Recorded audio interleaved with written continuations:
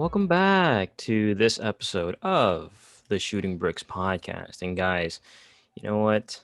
Nobody really expected this group of teams to make it to the conference finals. And you know what?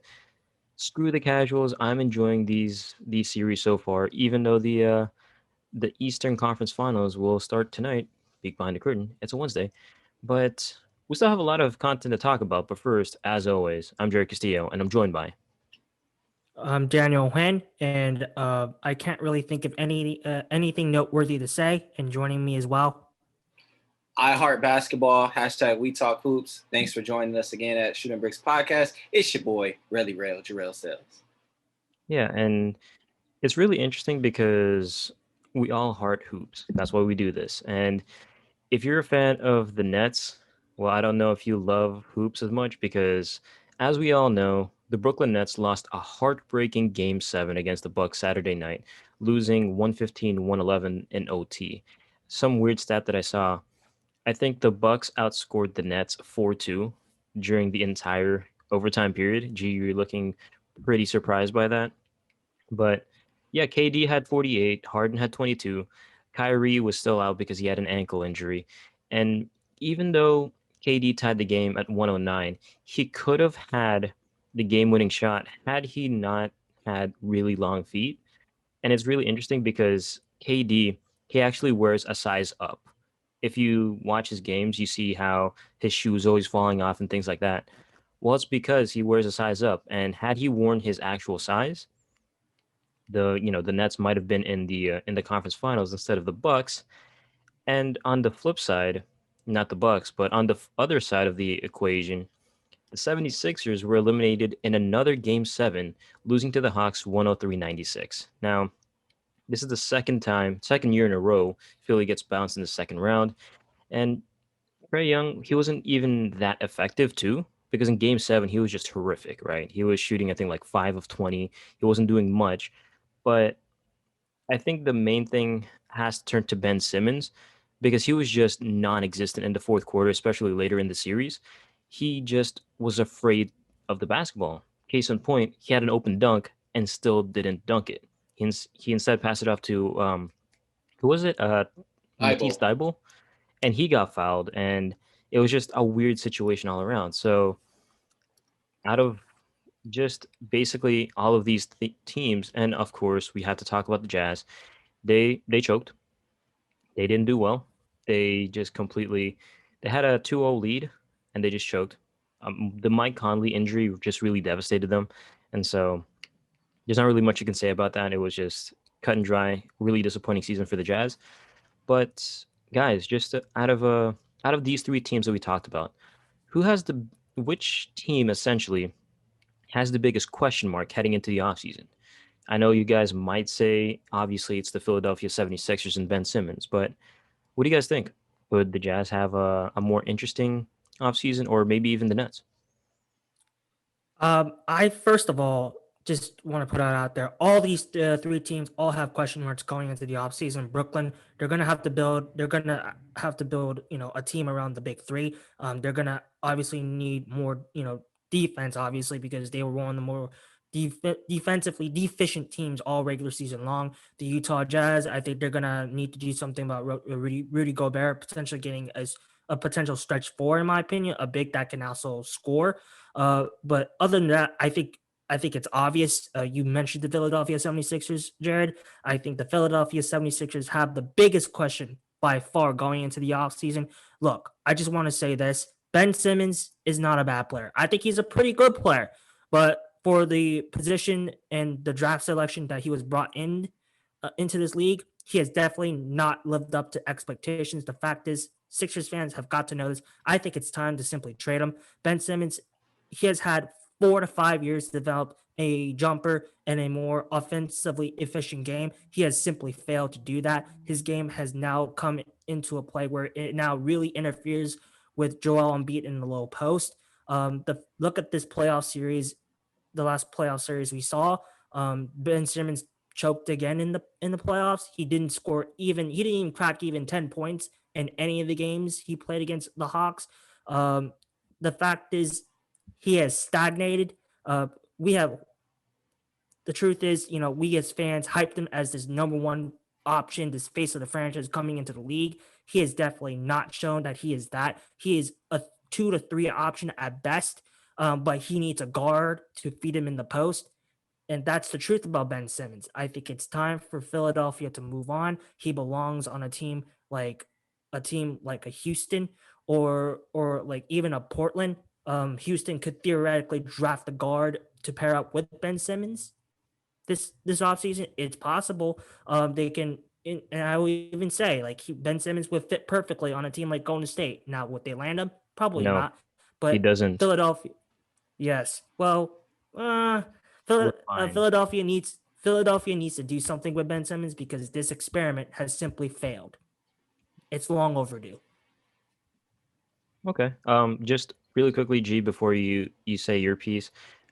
A few years ago, you mentioned Daniel about how he hasn't really developed his game. Well, a few years ago, Kobe even said, "quote He's got to get a jump shot." Um, it sounds stupid and all that, but I'm dead serious. If not, he will regret it when his career's over. But go ahead, G. Um, Fair assessment. I mentioned this a while ago, and now everybody's talking about it. CJ McCollum, Ben Simmons swap. Yep. But to Yep. answer your question, Jarrod, the biggest question is the Philadelphia 76ers, just to reiterate what's being said.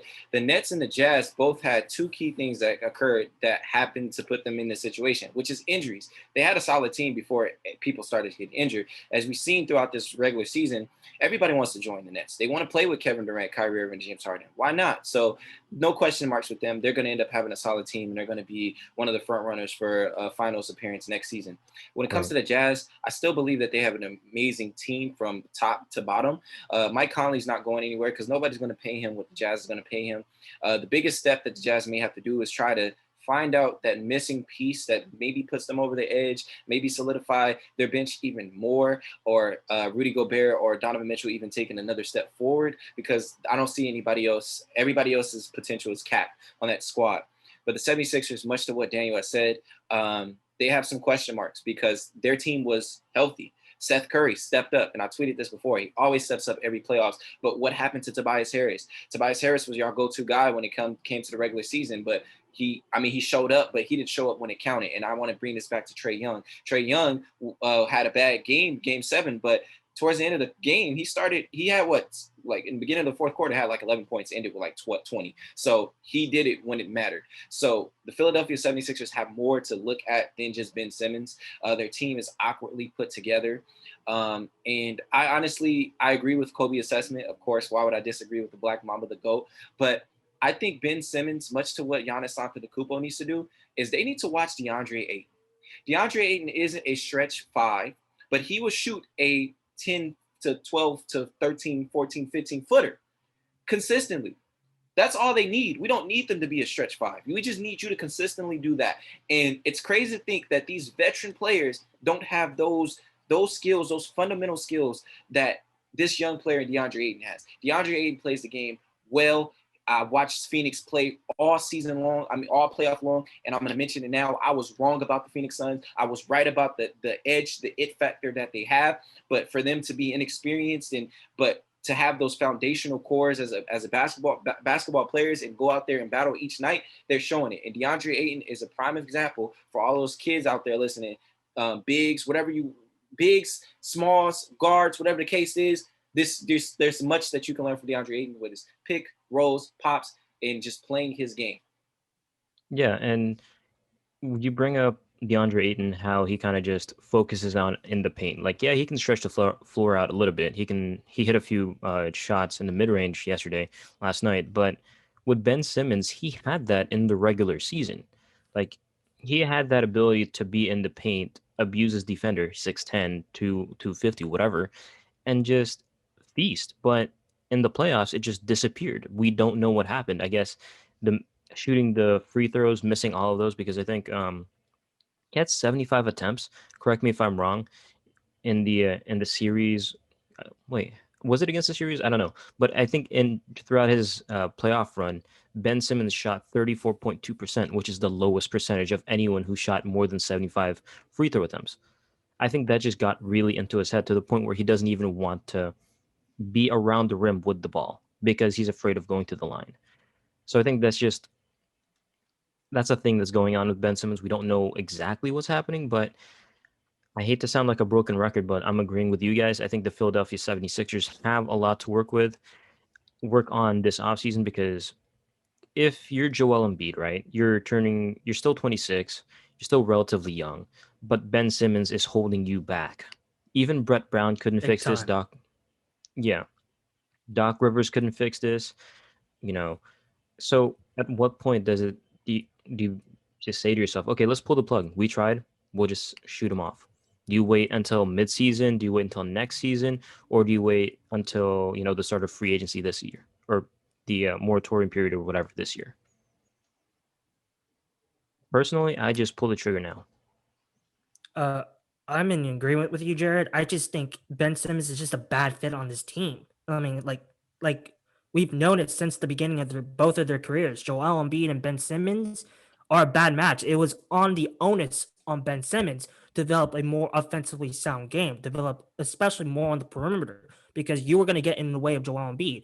But the problem is Ben Simmons didn't develop any aspect of the game. He got lazy. Mhm.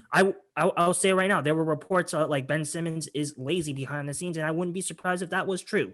And and that's how we got to this result. Their games simply don't fit on paper or on the court.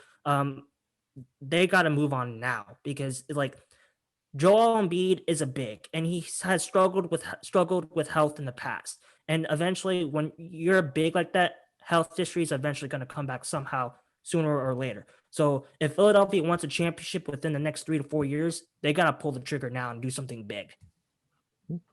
Fair enough. G. That's only if they can get something in return. I'm not all for just shipping off Ben Simmons. I feel like he's still an amazing player. What he brings, he's not a scorer. There's something that has to adjust. Maybe it's the coaching, but I feel like it could work. You need slashers. Joel Embiid, I read a report about him having to adjust his game by playing more perimeter to accommodate Ben Simmons, but maybe it needs to be vice versa. Let's have Ben Simmons adjust his game to accommodate a Joel Embiid. And I know you're going to say, well, he needs to shoot, but Joel Embiid can work in the paint. Ben Simmons is going to have to put pressure on defense with his cutting and be as aggressive as Kenny the Jet Smith said on the TNT after show when they lost. Be aggressive. Shaq said the same thing. Be aggressive. If Ben Simmons continues to be aggressive, if anything, just improve your free throw shot because you're like Jarrod said, he's 6'10, 6'11, 240, 250. Nobody could stop you attacking the basket. And you are a little bit more fundamentally sound than Giannis as far as footwork goes. So if Ben Simmons can just adjust that free throw, I say 12 to 15 footer. That's all you need. I still feel like this works. He's still one of the best perimeter defenders. We got to look at what he did to Trae Young, the 5 possessions that he had where he either stole the ball or caused the turnover or made the ball go out of bounds. He's doing this against one of the best ball handlers in the league, and he's able to guard positions 1 through 5, and I stand by that. Defense wins championships. I understand he can't shoot threes, but I wouldn't say pull the plug now unless you're getting Bradley Beal. Which is kind of like a pipe dream because Washington has long claimed that they will not part ways with Bradley Beal. So, I mean, that'll be interesting. I think that if anything, I know we say that the 76ers should pull the plug now. I think they're going to wait until midseason, wait until his stock is a little bit higher, and then trade for him. Trade him away, I should say. Because right now his stock is at its lowest. Nobody really wants a non-shooting point guard because teams can just sag off him. I mean, you've seen it countless times, and when he gets to the line, he doesn't hit. So it'll be interesting to see what the 76ers, Daryl Morey, and Elton Brand do over there in Philly. But, G, you mentioned DeAndre Ayton. Well, wow. What an incredible game because, game one was like whatever. I mean, the Phoenix Suns took game one against the Clippers on Sunday, beating them 120 to 114 at home. But then on Tuesday, it was the game we kind of were all expecting because Chris Paul was out. Yeah, we know. Kawhi was out. Yeah, we know. But it was still kind of like a battle of the others, right? Because you saw Luke Kennard step up late in the fourth quarter. You saw Cam Payne, of all people, shooting, putting up 29 and 9 with 0 turnovers. When last year he was playing in in friggin' China. Like we saw the play of the others take off. And DeAndre Ayton, he did okay. I don't know how to describe this fully because it was amazing. But have you seen the courtside angle of Jay Crowder's toss, his lob? Yo, Yeah. It, hmm the amount of space he had to make that throw successfully was so minuscule. Like you could probably put like two or three hairs in between the ball and the backboard. It was that close. But shout out to him because you can say campaign deserved the game ball, but DeAndre Ayton finished with 24 and 14 and had the game-winning alley-oop, and I think he deserves the game ball from last night because he's just been playing out of his mind. I don't know what happened to him after Monty Williams came to Phoenix, but he's just playing incredibly well, and I just want to know what are your guys' thoughts on the series so far because I didn't think it would be this entertaining. Like I thought it was going to be entertaining, but it wasn't going to be this entertaining to the point where I'm edge of my seat, like I can't stop watching. You know what I mean? Like also shout out to Paul George for missing two critical free throws at the end of the game. The perfect definition of ball don't lie. But say it. What's his nickname? Pandemic Pandemic P, P. There we go. Pandemic I P, like said it synchronized. I love it. Pandemic P, showing up again. But yeah, go ahead. What do you guys think about the series so far? I enjoy this very, very much.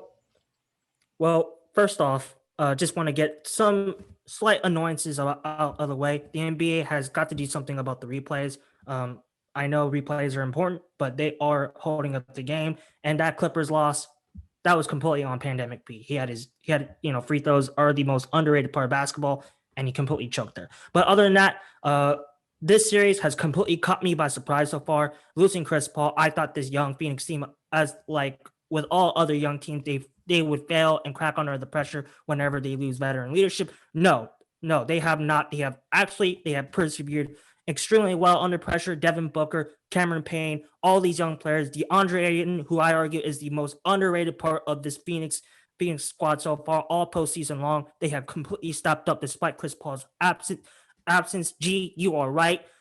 There's this weird dog like mentality and tenacity with this team, and I think that is the key to winning in the playoffs. They have what it takes to go far in the postseason and to win a championship in general. They simply have that championship mentality. I think this Phoenix team is, this from evidence and the way they have played without Chris Paul so far. I think this team, I have full confidence to say that this Phoenix team is going to win in 6 games.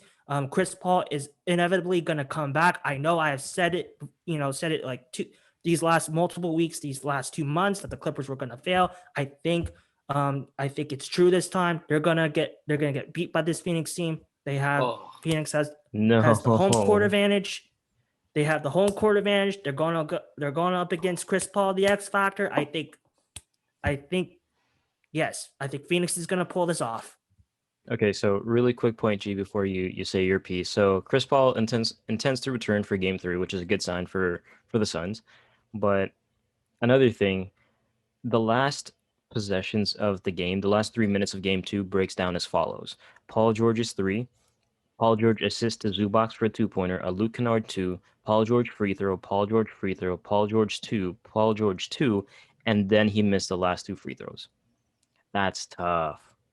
That's tough. And then your point about the Suns winning in 6, please don't say that because every time you've said something, they've always gone wrong. So please, as Lakers and Warriors fans, let's say the Clippers win in some number, but let's just say that so that the Clippers lose because whatever you say, the opposite happens. But go ahead, G. Sorry for the weird thing. No worries. So yeah, I don't think I'm a jinx, but I called it. I'm saying the Suns are going to the finals. They have that it factor, and they're not constructed like this team, but the Suns remind me of a modern day Bad Boys Pistons. And why I say that is because from top to bottom, whoever's out there has that dog in them, but it's not like all bark. I feel like the Clippers are all bark. The Suns bite. They don't need to bark. They bite. Jay Crowder has the toughness. Mikal Bridges, he doesn't talk. He's silent killer, but he locks up. He makes it uncomfortable for players. Ayton reminds me a little bit of David Robinson build, but Tim Duncan demeanor. You know what I'm saying? Mm-hmm. But he shows a little bit more emotion. So I'm just seeing a lot of greatness out of the Suns team. And I doubted them before. I always caught the it factor, but I'm going for them. I feel like after this past game, game 2, I know you said DeAndre Ayton is the hero, and I agree, but there's co-heroes today. Cameron Payne really stepped up, and he weathered the storm, and he provided offense with Devin Booker on the court while he was struggling with Devin Booker off the court. And he just has this pep to his step. And I hope that it continues to go this way because he is a former lottery selection with the Oklahoma City Thunder. But to see players like Cameron Payne and DeAndre Ayton,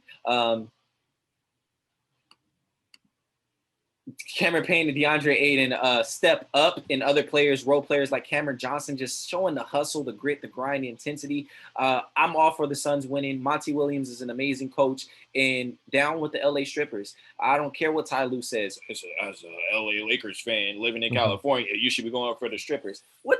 You begging for support?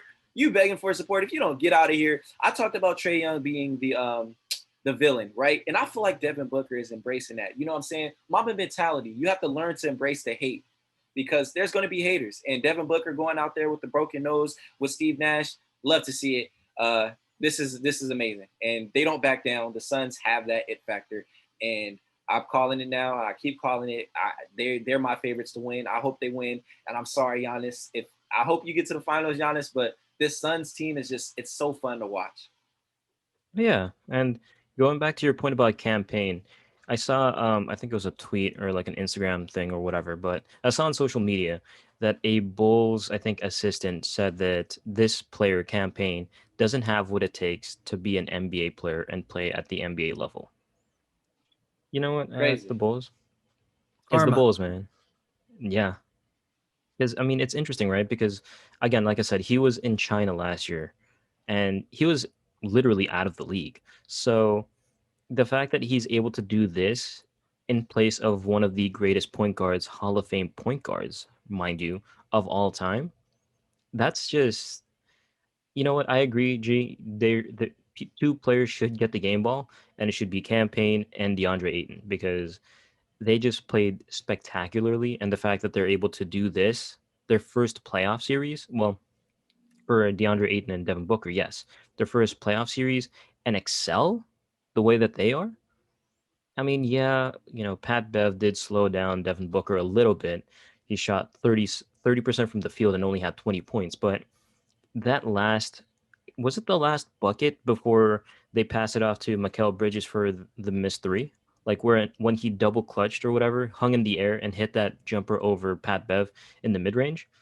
I mean, if he's having a bad game, Devin Booker, he has that kind of like killer mentality, that Mamba mentality, all because of Kobe saying, be legendary. So it's a it's good stuff from the Suns. I'm just for the sake of not jinxing it, I'm gonna say the Clippers win in 7, just for the sake of jinxing. Okay, just for the Okay. sake of jinxing. But I know the Clippers won't win. I know that a few of the Clipper people that I know will be disappointed to hear that. But oh well, you know, Clippers will win in 7, but in my heart they will lose. But yeah, speaking of Trey Young, G, you brought him up. Well, the Bucks and the Atlanta Hawks series, the Eastern Conference Finals that we all thought was going to be, has come to fruition. Now, again, peek behind the curtain.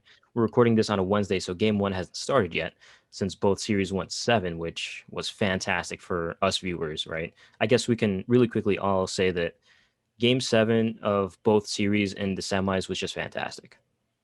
It was Absolutely. great. Great. It was, the NBA put a great product on the court. Yeah. Shout out to all the casuals that think, oh, nobody's gonna watch this. What do you know? But Ratings are up. oh yeah, they're good games. Of course they would be up. But speaking of the Atlanta Hawks and the Milwaukee Bucks, now we all know Coach Bud as being a coach that didn't really, not really, but never did any adjustments. And Game 7 was kind of a testament to that because Giannis still didn't play defense on KD, right? I think in that last possession, it was what, Chris Middleton or PJ Tucker, one of Mhm. the I two. think it was Chris Middleton on that. Well, never mind. That wasn't the last possession, but But I think it was Chris Middleton.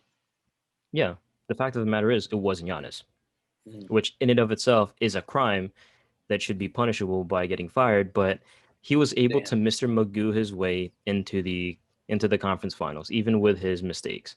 But yeah, even still, the Bucks are one of the best defensive teams in the league, but they've struggled to shoot from three, shooting around 30% at times in the second round. Meanwhile, Trey Young, like you mentioned, G, he's coming into the series with a hot hand as he's been averaging 29 points in the playoffs so far, which is surprising because this is again his first playoff run.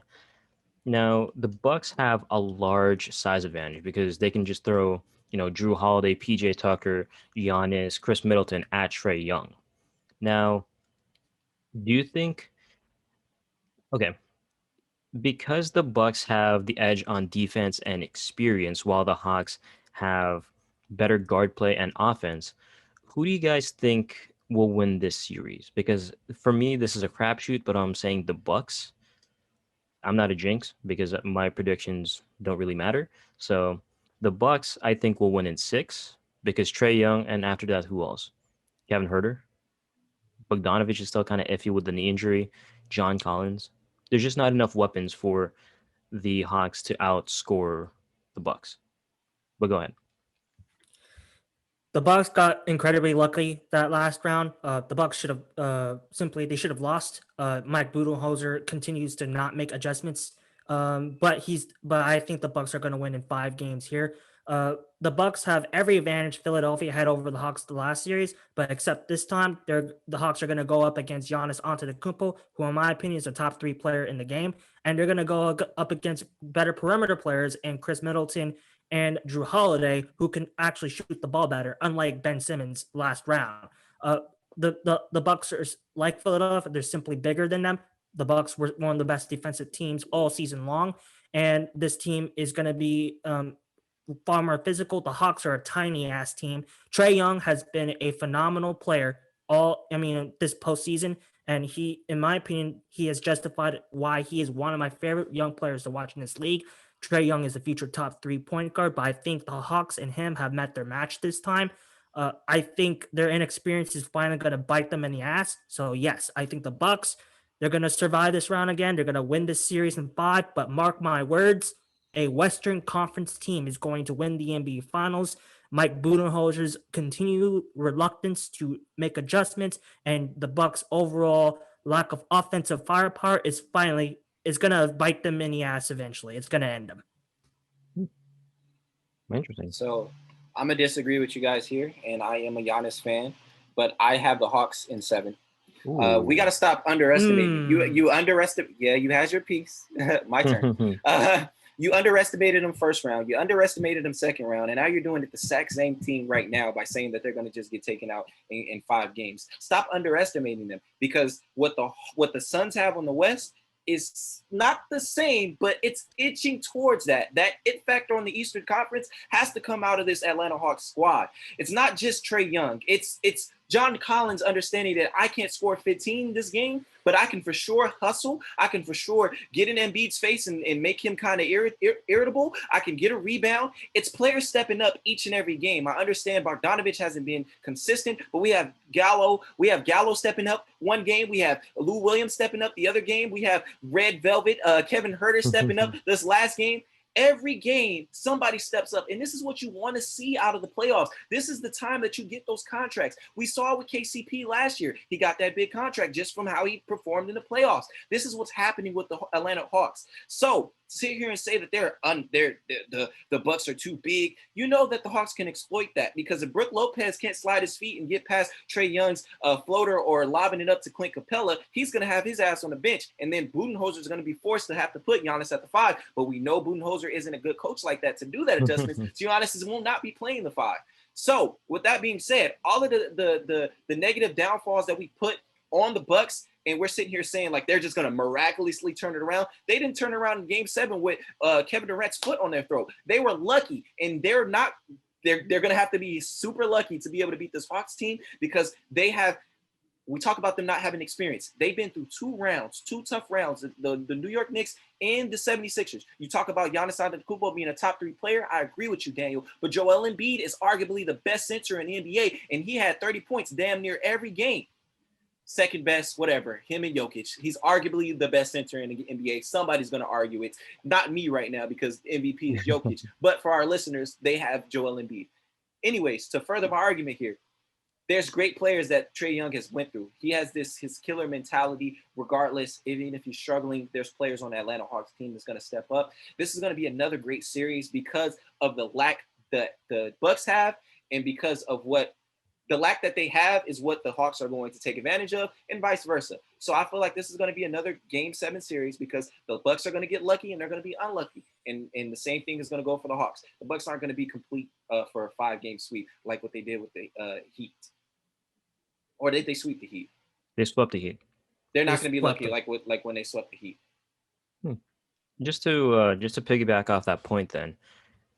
So when you compare the two teams, the Hawks and the Bucks, who do you think had the more difficult road, all things considered, to get to the conference finals? I say the Bucks. Hawks. The Hawks. Most definitely. The Hawks because they played against healthy squads. The Bucks played against James Harden with a messed up hamstring. They played against Kevin Durant and fucking Jeff Green. And you telling me, come on, bro. The Hawks played against a fully healthy New York Knicks team that has arguably the top 5 defenses in the league. Then they go up against the 76ers, healthy Joel Embiid. So they had the toughest route. I mean, they weren't fully healthy because Joel Embiid had that knee injury. He had I think it was right knee meniscus.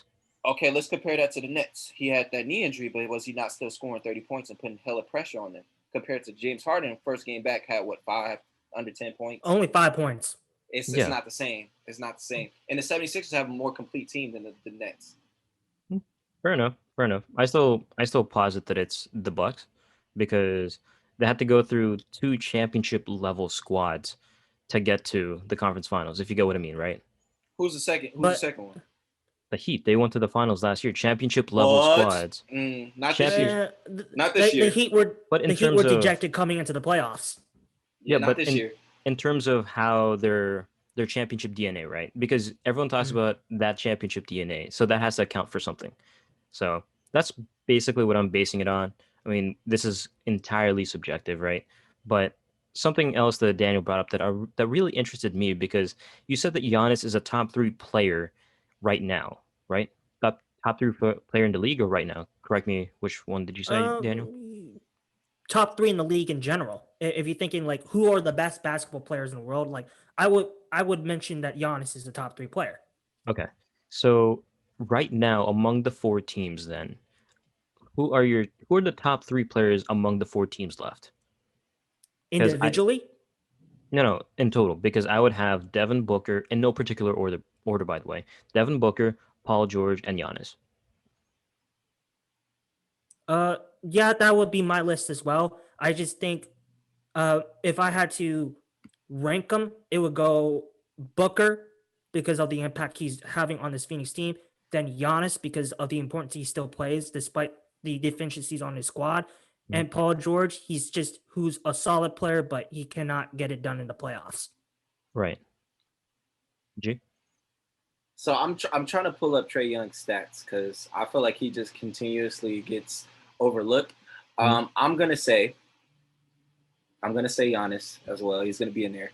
I'm gonna give it to Booker, and I'm gonna give it to Trae Young. Okay. Trae Young's playing 40 minutes a game. We gotta mention that he's not only scoring 20 plus points, but he's also doing outrageous numbers with these assists. They run their offense through him, and it's been effective. And he has to be one of the best players in this top 4 right now. So he's averaging 29 and 10 with 3 rebounds, a steal, and he's shooting 41% and 33 from 3. So still a pretty good showing because shooting percentages always go down in the playoffs because teams tighten up who's on you and all that jazz. So it just makes sense. But that's a pretty good pick. I mean, I think the only thing that really differentiates us is Paul George, right? Hmm. Because say what you will about Paul George, Pandemic P, he's still a great player, arguably a top 15 player in the league. And my God, is he hella smooth when he shoots? Like his game is just so smooth. I don't think I've seen any, at least in recent years, any player as smooth as him. I know this is an aside, but as all time, who do you think is the smoothest player to play? Paul George has to be up there. Maybe T He Mac. is. Yeah, Oh, Tracy McGrady. that was the first person I was thinking because just play style, size. Because technically, Paul George is a 6'8" guard, right? And Yeah, T Mac came into the league as a 6'8" guard. So yeah, because I don't. I'm thinking of players that are similar to that size. George right. Gervin. Oh, he was smooth. He was like So six that's seven though. Well, yeah, minute details there, but you know, a lot of we're talking about Paul George and the Clippers, and a lot of people thought it would be like a big market finals with like the Lakers and potentially the Nets, but no, only small market teams left. If you want to call the Clippers, even though they're in LA, a small market team, because there's very few people playing. But yeah, I like this. I like how small market teams are rising up. I and really it's hope. unpredictable. Oh yeah, Yep. absolutely. I really hope it's not like one of those Spurs Cavs series back in 2007 where nobody watched it because it was a small market team. Same I thing with the Spurs and Pistons back in '04 and 0 no no '05. Yeah, in '05. I feel it's going to be different this time around because let's say we get a Bucks Suns final. You got Giannis Antetokounmpo, the Greek freak, who's instant television man, and you have this Phoenix team who plays such entertaining basketball. People are going to forget. They're not going to care that these are from two small market teams. I just I just wanted to say, like, I think this people have been complaining about the NBA not having parity for so long. Well, like, you got it, and I think the ratings are proof that it's become successful. So I mean, going forward, I mean, I will be down for more of these type of postseasons to come as a basketball fan. Obviously, as a Lakers fan, like, yeah, I want the Lakers down deep in the playoffs, but like I wouldn't mind if we got more of these, then more of these showing up the next 10, 15 years. Yeah, Yeah, fair. I mean, it's small markets, but it's also the players. There's big names on these Mhm. teams. People know who Trae Young is. People know who Devin Booker is. People know who Giannis is. People know the Clippers. They know Kawhi, Paul George. So the big names that we got on the squad is just gonna draw in more crowd. And after last year, I think people are more appreciative, even though they were being stupid earlier in the playoffs with throwing Hmm. stuff. Even last game, the Suns threw something on the court, but people are more appreciative and Sixers understand too. that. Yeah, Sixers understand what we were missing last year. So I think we should appreciate it a little bit more now that we have it. Yeah, and it makes the scenes of all the raucous crowds in Milwaukee to have that little area where the people are outside cheering, and then you go to Phoenix and the noise is so deafening you can barely hear whatever's going on. I think Right. that's what really matters, and it doesn't matter if the ratings are down. Casuals are going to do their own thing, but true basketball fans will really enjoy this whatever final is coming up. So just just a good note on that, but just a bunch of quick hitters here before we wrap things up. So I don't know if you guys saw, but Kemba Walker has been traded. The Celtics sent the 31-year-old guard this year's 16th pick and 2020 and a 2025 second round selection to Oklahoma City for Al Horford. He's back. Moses Brown and a 2023 second rounder. Um, I don't really know how to feel about this because Kemba is owed 73 million over the next 2 years, and his time in Boston has been just decimated with injuries. So, really quick thoughts on this. I guess, the Celtics have won because they got out of that horrific contract, and the Oklahoma City Thunder get another pick. So, it's a win-win on both sides, but a little bit more win on Boston side. I don't particularly have any strong feelings about this trade. I think it was bound to happen. Kemba Walker had to be shipped out of there. He was just becoming unreliable. I guess the Celtics won this trade because they, as you said, Jared, they got rid of the contract, and Oklahoma kind of won because Sam Presti has gone full blown crazy town with stacking up on picks, and I mean, which is. I don't have anything for it. I mean, if I was in this position, I would be stacking up on this pick on his picks. I don't know if I would be doing to this degree, but I mean, good for Sam Presti. Overall though, like not really any strong thoughts. The Boston Celtics squad still kind of looks the same as it did yesterday. Oh, well, I mean, other than giving up that pick, which I don't know how effective that was going to be, they get what they were missing. They got two bigs. You got to factor in Moses Brown is a young talent. I believe he went to UCLA, 7'2". You can mold him. He's not Taco Fall. And you have Al Horford, which you had success with Al Horford before. So there's three key things here. One, you fix the void that you were missing, bigs. You have a veteran big and you have a young asset in Moses Brown. Two, you get rid of Kemba Walker's bum contract. Now you put yourself in a position for next year to potentially bring in somebody. So you're setting up yourself for the future. So I may have overcounted here or combined two things because I said three, but those two things there, the Celtics fix their problem. They get that young asset, and now they have veteran big as well. I think they won this trade. Fair enough. Fair enough. And the Celtics, they could have. We talk about the Bucks just keeping Malcolm Brogdon, but if the Celtics just traded for Miles Turner, the Gordon Hayward Miles Turner supposed swap, I think their issues would have been fixed. But speaking of issues that have been fixed somewhat, Stan Van Gundy has parted ways with the Pelicans after just one full season, mainly because rumors circulated that family members close to the situation were unhappy with team management and with Van Gundy being the center of all of the frustrations that these family members had. Now, it's really interesting because apparently the JJ Redick trade irritated Zion and his family, and it just kind of created that rift between the two parties, right? And so just thoughts on this thing, this piece of news, really quickly. I mean, it's a thing. You want to keep Zion happy, or else it's going to end up like a Chris Paul or Anthony Davis situation. But he's not going to leave. He's only in his second year. It wouldn't make sense for him to leave. It just wouldn't. I overall have mixed feelings about this story. I mean, first of all, Zion can't really say anything, as you said, Jared. He's only in the second year of his career, and like your career is barely starting, Zion. You got to be patient. You can't be complaining just yet. But I do want to say something about what's happening with New Orleans. It follows a very, for Pelicans fans, a kind of a disturbing trend. Like your management has been incompetent enough that it's created this pattern where eventually your long-term stars are, they all want to leave you at some point. Like we saw this with Chris Paul and Anthony Davis. Now we're beginning to even see signs with Zion. So if I'm New Orleans and I'm David Griffin, like I gotta like look at myself in the mirror. Like we got to do something to keep our stars happy because this trend is not really good for business. But that's all I have to say about this as of right now. He's not gonna leave. It's way too early in his career. He can't leave. He's on a rookie deal. He has a 2-year team option that they're going to accept. So that's out of the question. He needs to chill out. You're not even 21, bud. But much to what Daniel said, I agree. The trend, it's weird.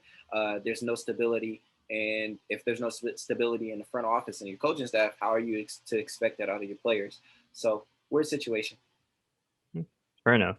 We mentioned stability. Well, the United States men's basketball team has been facing somewhat instability because we don't necessarily know which teams or which players are going to the Olympics. But as of right now, it's been kind of finalized because you have Kevin Love, Kevin Durant, Damian Lillard, Bradley Beal, Bam Adebayo, Jason Tatum, Draymond Green, Chris Middleton, Drew Holiday, Devin Booker, Zach LaVine, and Jeremy Grant all committing to play for Team USA in the 2020 Summer Olympics. Now, if that was a squad that's, playing in the NBA, 2020, well, 2020 Summer Olympics, because they kept the branding.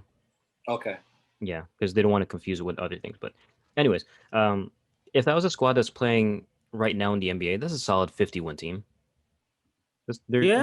They won't win 60, but the defense is kind of lacking because you only have, well, actually, no, scratch that. 55 wins. 55 wins. Wait a minute. We talk about KD. He is a generational player. We talk about Damian Lillard is a generational player. We have Bradley Beal, out of this world scorer. And we got glue guys. That's a big three right there. And we still have Devin Booker, who's is a great scorer, and Zach LaVine as well. And we got glue guys in Draymond Green, Chris Middleton. You know what I'm saying? I don't know. 55 wins, like this is a solid That's too squad. low in my opinion. Yeah, I mean, this is a squad. I mean, here's the thing about this team. Like, do you have something like a lot? Let's be honest. It's required in today's NBA, and we're seeing this full hand in the playoffs. You got shooting, and you got guards in the perimeter. So, if this team was a real life team, honestly, put them like they're gonna win 60 something games, and they're gonna contend for the championship definitely. And you could Like, switch everything but Kevin Love. Everybody else can switch on. Like, I don't know, man. This looks pretty good. They ain't got a legit center. I know you want to consider Bam, but he's 6'9". But this is Nice. this is today's basketball. Yeah, and Draymond too. This is like a hyper version of the death lineup that the Warriors had, if you mhm. come to think of it, because they have So who immense starts? shooting. KD, KD, Dame, Bam, Beal, and Tatum. Damn. Okay. When? You don't think so? KD, Dame, Bam for sure. Tatum, Tatum. and then you said D Book. No, I said KD, Dame, Bam, Oh, you Tatum, and said Bill. yeah, Yeah. basically I feel the like somehow Draymond Green is going to sneak his way into the starting lineup just to balance. Well, you're going to need him off the bench for that defense, so never mind. I like that yeah. lineup. That's a solid lineup, dude. Yeah. And you said Agree. 55 games. I Just mean, that lineup alone, bro. KD, Tatum, and Dame. Come on, bro. And then Bam. And then Bill. You're not stopping that. I mean, you can. There's only one basketball. True. But we got Coach Pop. We're going to be silent. Absolutely. But speaking of solid things, the Detroit Pistons get the first overall pick. Shout out to them. The Rockets get the second. Cleveland gets third, and Golden State Warriors have picks 7 and 14. Cool. And I don't know if there's anything you guys want to add to that really quickly. Whoever goes to the Pistons, I'm praying for you. Bro, they got something solid building up there, man. Trust. Oh Lord, I hope Killian so, Hayes, man. Sadiq Bey. If they get Cade Cunningham, that'd be solid. I don't know who their 4 is, but Isaiah Stewart at 5. That's a solid young core, bro. Give it time. They already talking about trading the pick. Don't be surprised if Detroit gets Evan Mobley. Why? I mean, they got Hayes last season. They kind of have a guard. Like they could. I mean, they can use room for a big. I mean, there's room there. There's room down low. So why not take Mobley, who who has huge upside in the NBA, and I think I will say this round. I think Evan Mobley could be at some point in his career be an MVP candidate. Then trade the pick for the second overall pick for the Rockets, and get somebody in addition to that. I'm not completely sold on Cade. I mean, I think he's going to be a good player, but I don't know how great he is. You flip flopping, bro. You was Cade Cunningham, 6'8" point guard, like a whole 2 months ago. Now all of a sudden, I don't know. I'm not high on Cade. What happened? I don't know. It goes overnight. I mean, I've seen his highlights. I think he's going to be a good player. He has physical attributes, but like, I don't know, man. We shall see. You said the same thing about LaMelo Ball. This is a 6'8" point guard. Cade Cunningham is the real deal. He is legit. Yeah, I mean, whoever 1 and 2, you can't really go wrong. I guess the fit's kind of iffy because if the Rockets pick up Evan Mobley, they still have not Jeremy Grant, Christian Wood. Oh, that's their 4 right there. Who? Jeremy Grant. Oh, there we go. Yeah. So perfect. Yeah, they can just pick up Cade Cunningham. They're set. Their starting 5 is set for like the next 2 years. Better question though, and I know this is quick hitters, but I have to ask because it's highlighted as well. The Warriors have the 7th and 14th pick. So, as a Warriors fan, Jarrod, 1, who do you draft at 7th and 14th, or what do you do with the picks? So, I was looking at who the Warriors could draft. I think it was like Jalen Johnson or whatever at 7. I was thinking maybe they could move up, trade both picks, move up to maybe like 4 or 5, get someone there, get a wing, because whoever they're gonna pick is not gonna play, right? Because realistically speaking, you got Curry, Clay 1, 2, you got Wiggins 3, Draymond 4, Wiseman 5, Oubre 6, and then you have maybe Jordan Poole, who just exploded towards the end of the year. Then you have Juan Toscano Anderson, and you have Eric Pascal too. That's 9 deep. So you trade for Bradley Beal. 7th, 14th overall pick, James Wiseman, throw in freaking Kelly Oubre. And probably next year's pick too. That could happen. I've seen Bleacher actually put that up. That's a lot. for Bradley Beal. Yeah. I mean, where That's 3 would lottery picks plus a future pick plus a young star in young. Wiseman? Yeah, yeah. It's a lot. I'm still Damian high Lillard. on. eh, I'm still high on Wiseman. I really think he should stay because, oh my God, the intangibles are there. Everything's there. He's 19. He can develop into something good. Just give him time. He's Then I think 19. why not trade that 7th pick, do a sign and trade with Oubre and get a solid contributing piece, and then draft that 14th overall so you can still build towards the future. That'll be interesting. That'll be Because interesting, actually. honestly, y'all don't need the home run hitter. Any contributing piece to this squad already with just getting rid of Oubre, I think would be beneficial for you guys.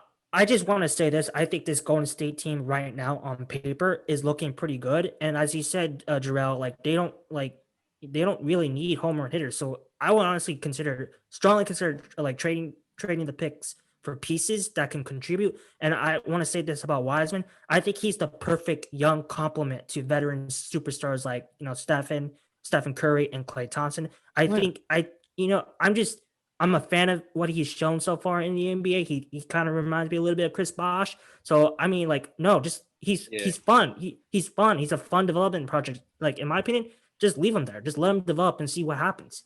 It's a Yeah. Spurs situation. Yeah. I mean, Yes, it's like why? yeah, exactly. I made the comparison like a few months ago that Wiseman is like a poor man's Chris Bosh, right? On a decent team, he's probably going to be the third option, but on a bad team, he's going to be the first option, right? Yeah. The Warriors Mhm. are neither a bad team nor a decent team. They're a great team. So he's going to be further along the pecking order. So I just want to see him develop something maybe consistently with, the way that his motor is, because sometimes he was on and off in games. But as long as he continues to develop, the main thing, as long as he continues to develop and he stays with the Warriors, I think that'll be a solid position. Kelly Oubre, if they can sign him to a decent deal and then trade him in the offseason or halfway through the season, just to see what's out there, that would make sense. But if he's the team six man, I'm totally fine with that too. Putting up 15, 13 to 15, totally He fine. don't play on no bench. You remember this. You remember this. Um, He's not coming off no bench. if it's a championship level squad, he will. Tsunami Poppy is gone. Trade him. Get somebody in return, bro. Y'all got the assets. Bro, imagine if the Warriors win a championship next season and Oubre still doesn't want to be a bench warmer or bench player, six man. He already has his bag. The Warriors can just trade him, right? Because like I said, 3 years, 60 mil, 2 years, 40. If that's the range, totally fine. But What I know we keep. I just have to ask this last question. What's more important, the rebuild or the now? Because your window is getting shorter and shorter with Klay Thompson and Curry. It's the now. but the thing is, currently the team is built, right, to bridge that gap because Wiggins is 27, Oubre is 25, 26, Wiseman is 19. You have a foreseeable core there. Plus you have Jordan Poole who's let me finish. You have Jordan Poole who's accelerating at a decent clip, right? So if You any said of your those core was Wiggins and Oubre with Wiseman as a core. the transitional core, right? Until Okay. Wiseman becomes the next piece. In this pick this year. And whatever, yeah, if they decide to keep it, right? Because Stephen Curry was pick 7 and Chris Mullin was pick 7, so we can strike gold again. Who knows? Package that 14th, man. I say do both. Why not have the best of both worlds? Somebody wants that lottery pick. But who wants it bad enough? I mean, with Oubre, I mean, fucking the Thunder. We gotta sign Oubre first. Sign. I'm- Well, y'all Oubre might get Kemba Walker, 6-man. You don't want Kemba coming up. Okay, I know we digress. We going into it, but yeah, go ahead, Jarrod. No, I mean last thing, sign and trade. Kelly Oubre was on the Thunder. He doesn't want to go back to the Thunder. So that's the thing. The Warriors spent their 17 million trade exception from the Iguodala deal to nab Oubre. So I don't think they want to do that again. But that's just how it is, man. That's the nature of the beast. We don't know. We don't get what we want, but sometimes what we get is something we don't really want either, which is what happened to Alex Caruso because he got arrested for weed possession in Texas. He was released on bail, but yeah, you can get arrested for carrying weed in Texas, but you can't get arrested for carrying a gun. Strange times we live in. Crazy. But, Crazy. yeah. But speaking of things that aren't crazy, make sure you subscribe to the Shooting Bricks podcast and leave a review on your platform of choice. It really helps us out. Lastly, make sure to follow us on at Podcast Bricks on Twitter, at Shooting Bricks Podcast on Instagram, and at The Shooting Bricks on YouTube for all the news and the video of this episode of the Shooting Bricks Podcast. And as always, I'm Jerry Castillo. I'm Daniel O'Hannon, and I just want to say, God bless you, Alex Caruso. And joining me as well, Free to go, AC Fresh, Alex Caruso. Yes, sir. It's been a wild offseason, but you already know who it is. It's your boy, Gerrel said. We will see you guys next week.